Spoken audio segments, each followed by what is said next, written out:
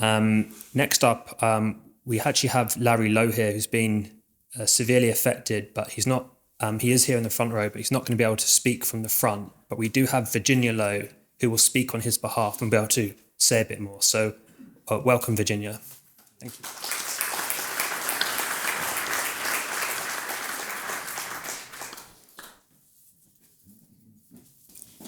Good afternoon, everybody. Thank you for the opportunity to speak today about this extremely important issue. I want to thank Paul Frew and the VIBS team for getting us here today and allowing the vaccine injured to have a voice. We are very grateful. My name is Virginia Lowe, and I have travelled here from Omagh along with my husband to share his vaccine story. Larry's condition makes it very, very painful to speak for long periods of time, so I'm his voice today. I don't actually know how long he's able to stay here. He's sitting in the front row taking multiple attacks as I speak. He's shaking, stimming with the pain to try and keep it under control. Prior to December 2021, my husband Larry was a healthy, active man with no health concerns or underlying conditions. He was a college lecturer and a successful musician, but that was all taken away from him on the 15th of December 2021. That was the day he received a COVID Pfizer booster injection in Omagh Leisure Centre. Within 2 days of this, he complained about unusual painful facial numbness with further pain in his teeth and his gums. This was only the start of his onset neurological journey. I must point out that at that stage, we did not for 1 minute connect the injection with these symptoms at that time. We had placed our trust in the scientists that the COVID vaccine was safe and that we were doing the right thing to protect our loved ones. In early January 22, Larry was rushed to hospital with a suspected stroke. However, following hours of intensive investigations and a CT scan, he was primarily diagnosed with a severely painful condition known as trigeminal neuralgia. This condition is one of the most painful conditions known to mankind and nicknamed the suicide disease. At this point, he was prescribed the first of a long list of anticonvulsant medication and booked in for his first MRI scan. By February 22, my husband's condition and general health had really deteriorated. He was plagued with endless, random, electric shock-like facial attacks, constant cranial pain, and severe sensitivity to light and temperature changes. Very little sets off these extreme electric shock. Example, brushing your teeth, sudden movements, loud noises, shaving, eating, moving his head, talking, walking, and sometimes for absolutely no reason at all. In addition to the excruciating pain, he was also losing all feeling in the right-hand side of his face.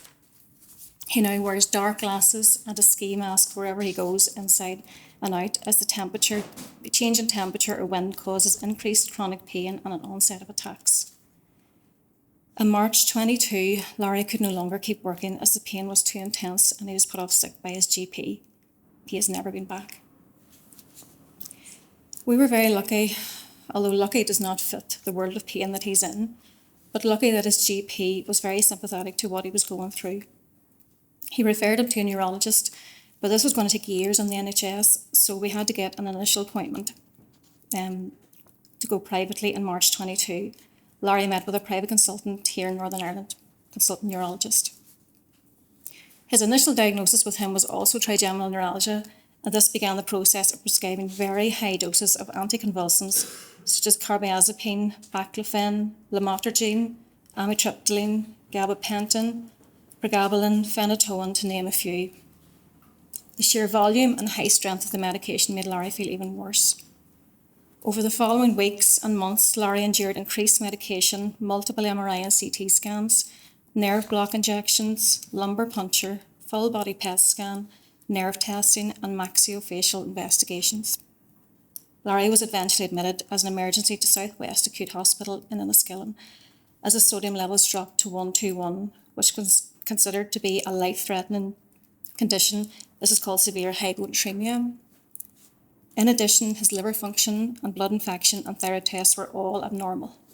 This was all a side effect of the high dose of the medication. They were not having any effect on his condition, and they were only making him worse. As time moved on, The crippling electric shock attacks were now firmly on both sides of his face. The pain was completely crushing and debilitating for Larry. One side is bad enough, but both sides are extremely unbearable. It had also spread to his scalp. He described that even his hair felt painful on his head. Larry's bilateral pain on both sides baffled the medical professionals, as this was very rare. Typical trigeminal neuralgia usually only presents one symptom, either constant pain, electric shock attacks, but not both, and certainly not accompanied with numbness. His consultant neurologist had exhausted all investigations available to him and realised that this was something more. Larry's condition seemed to be mimicking trigeminal neuralgia, but was something much worse, and he was re-diagnosed with a thing called painful sensory trigeminal neuropathy, which is much harder to treat. The consultant reached out to one of the top facial pain specialists at the pain management clinic in St Thomas's in London. It took months of waiting for financial approval to send Larry there, but we eventually had a face-to-face appointment with them on the 4th of April 2023, 16 months after the first symptoms. In London, we were met by a multidisciplinary team of neurologists, neurosurgeons, doctors, and senior nursing staff. Following an account of Larry's journey, the senior neurosurgeon simply confirmed that Larry's unique and refractory illness was, in their collective opinion, and I quote, as a direct result of the Pfizer vaccine. We both broke down as we couldn't believe this was real and that they were so certain. So we asked him, was he sure about this? And he simply said, 100%. They confirmed that due to the timeline from receiving the COVID-19 booster vaccine and the onset of the symptoms, that it was 100% an injury to the trigeminal nerve caused from the booster COVID-19 vaccine. They stated that the nerve damage was so significant that a major trauma would have had to have happened, for example, a car crash or a toxin. Larry did not have a major trauma, but did receive a toxin.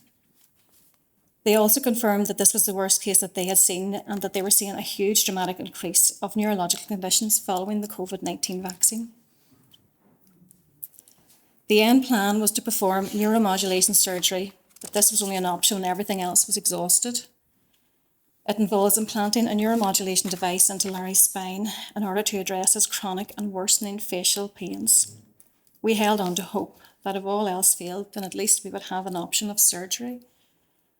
It was emphasised that this was still not approved through the NHS and was considered experimental, but they would discuss the risks of applying for funding to the NHS. They were hopeful that this would be approved, as it was the government's advice to get the vaccine that caused the injury and disability to him. Larry took a number of severe attacks in front of the panel.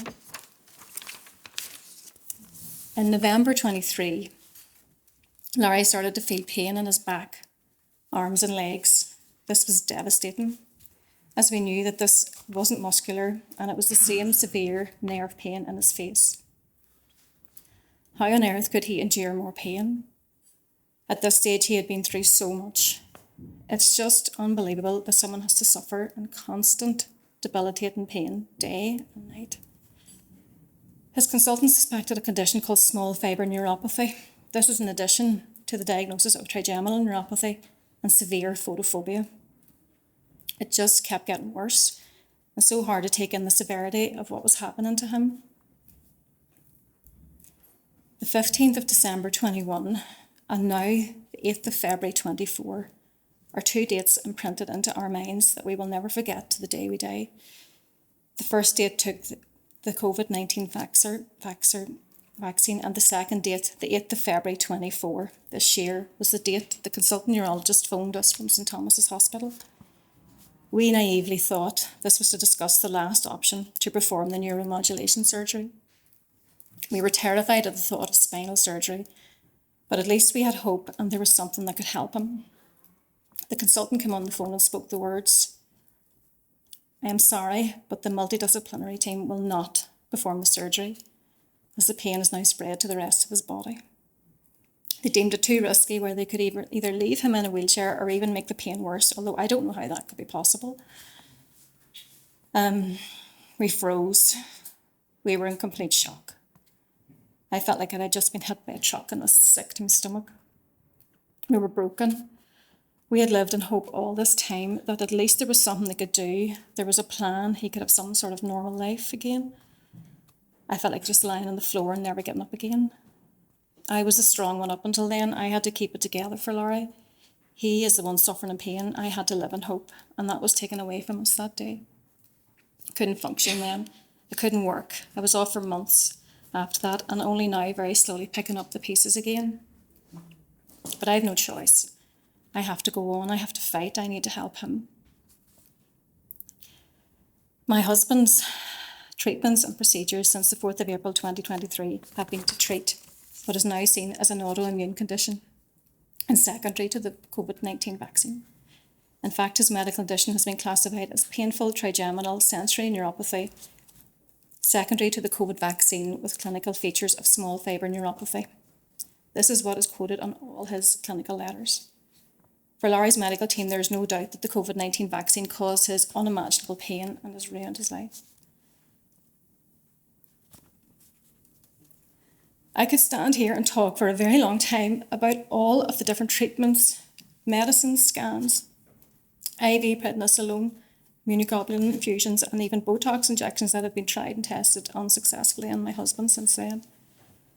What you need to know is the facial pain, which began in his right trigeminal nerve in December 21, has now developed into chronic neuropathy along with small fibre neuropathy that has riddled his entire body, making him disabled and ruining his life.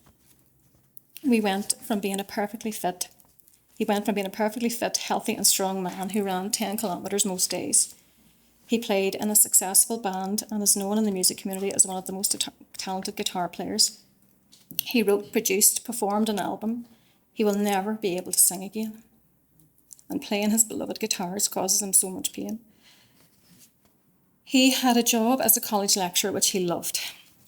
He helped multiple students achieve their dreams and has received countless letters of thanks to their favourite teacher. In their words, they wouldn't be where they are without him. Larry is now retired on ill health due to the vaccine injury and will never work again. He's never been sick in his life. He hasn't had a night's sleep in almost 3 years. He cries and screams in pain every night. He's fatigued from the lack of sleep. He struggles with basic tasks such as getting dressed, climbing stairs. He can't sit or lie in the same position for more than 25 to 30 minutes without serious pain. I know he's in serious pain right now. He needs to wear dark glasses, light sensitivity glasses indoors and out, but even these are not enough to stop the attacks of pain in his eyes.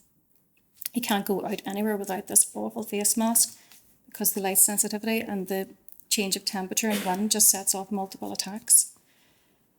He's crippled with chronic facial, leg, arm and lumbar pains 24/7 without a minute's peace. We've had to sell our family home. Once an accomplished, inspirational and renowned guitarist, producer, public artist and educator, Larry will no longer have the capacity to work again in the music industry. His music career has been taken away from him, and the progressive nature of Larry's vaccine injury has destroyed his and my mental health as we worry about what the future holds for us as he continues to deteriorate. He's tried every medication and treatment available to him, both on and off label. Nothing's working. He's getting worse every day. We are the unfortunate victims of Pfizer vaccine, and we are here today to plead for some kind of support, not only for us, but for all the vaccine injured and bereaved. We need help desperately, but in order to help us, the government needs to help the NHS. We've had a very positive experience with doctors and consultants, and that they believed us and treated Larry for a vaccine injury. And Larry and I are extremely grateful to them for trying their hardest to help, but we know there are other vaccine injured that have not had that same experience. But they are very limited in their resources that are available to them, and there is still the fear to talk about the vaccine injured. This has to stop. We are not interested in anything, only looking for help. What is done is done. Yes, there are lessons to be learned big time. But for the vaccine injured, all we need is for them to be believed and be treated. We need to look at the medical, emotional and financial issues.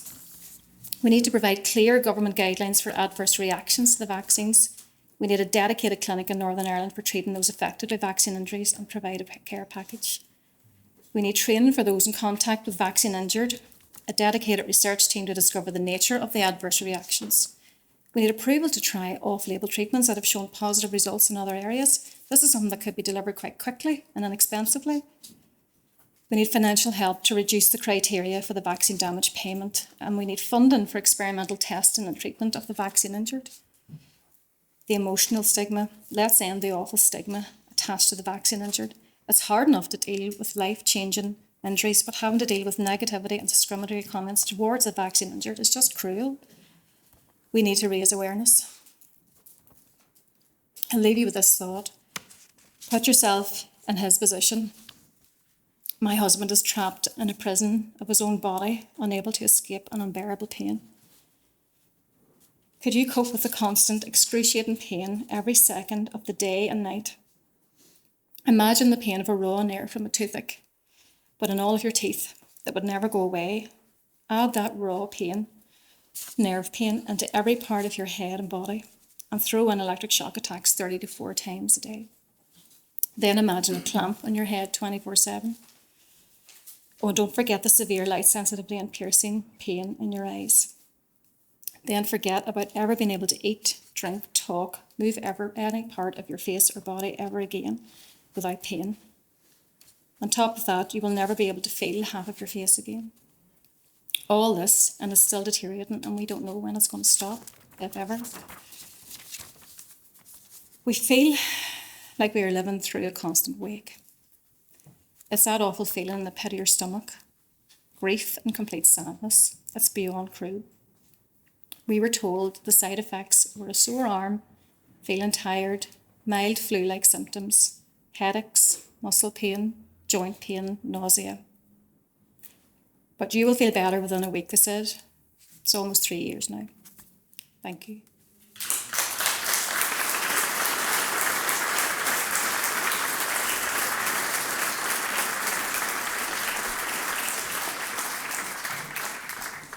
Thank you, Virginia and Larry, for sharing what's happened to you. I think I can speak for everyone and say that's an unbelievable set of events, and all our hearts are with you, Larry, for sure.